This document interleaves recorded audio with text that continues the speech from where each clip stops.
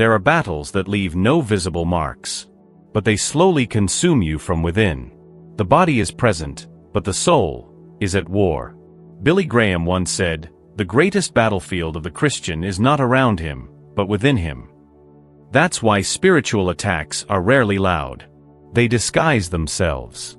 They creep in through routine, fatigue, and distraction. And by the time you notice, your connection with heaven has turned into an echo. Padre Pio understood this. He said, "Where there is divine mission, there is hellish opposition." The enemy doesn't waste energy attacking what's dead. He resists what is about to bloom. This video is not about fear. It's about spiritual clarity. Because what you fail to recognize will keep dominating you. But what you bring into the light loses power. There are subtle signs your soul is under attack. And recognizing those signs is the first step to recovering what was quietly stolen. When the attack is spiritual, it doesn't start with what you see, it starts with what you feel but can't explain. Suddenly, what used to be clear becomes confusing. Simple decisions become tangled. The mind grows clouded, the heart scattered, and the body feels tired for no visible reason, not from effort, but from oppression. Billy Graham said, "The Holy Spirit brings peace. The enemy brings confusion." If confusion has become your default state, if the mental fog doesn't lift even with rest, perhaps the cause isn't external, but spiritual. Emotional neuroscience shows that high levels of stress hormones like cortisol weaken the brain's prefrontal cortex, the very area responsible for wisdom, memory, and spiritual decisions. But the Spirit already knew this. That's why even 7 minutes of still prayer and mindful breathing can open space for God to reorder what the enemy tried to unravel. Because the enemy thrives in darkness, but God always speaks where there is light. There's something subtle, but dangerous, about postponing what used to be sacred. Prayer becomes optional.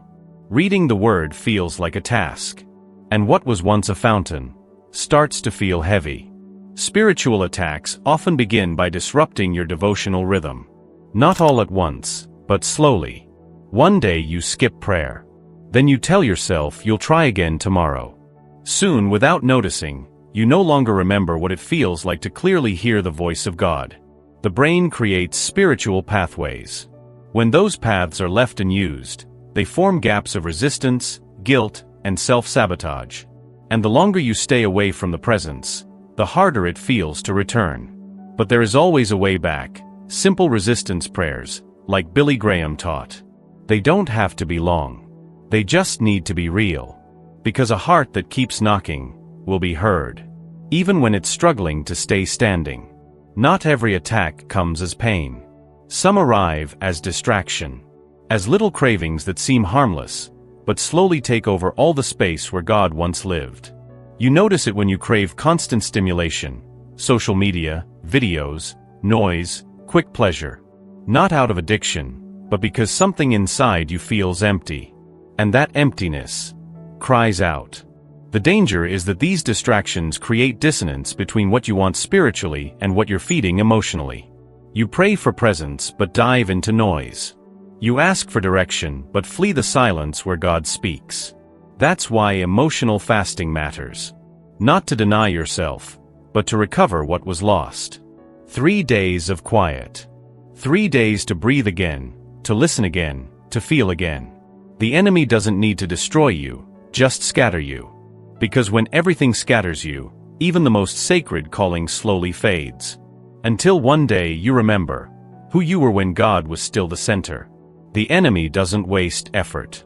He only attacks what carries promise. And the closer you are to God's will, the greater the resistance you'll feel. That's why attacks intensify right when your soul is about to bloom. Billy Graham said, "The closer you are to God's will, the more resistance you'll face." That resistance isn't a sign of weakness, it's a sign that something inside you is worth stopping.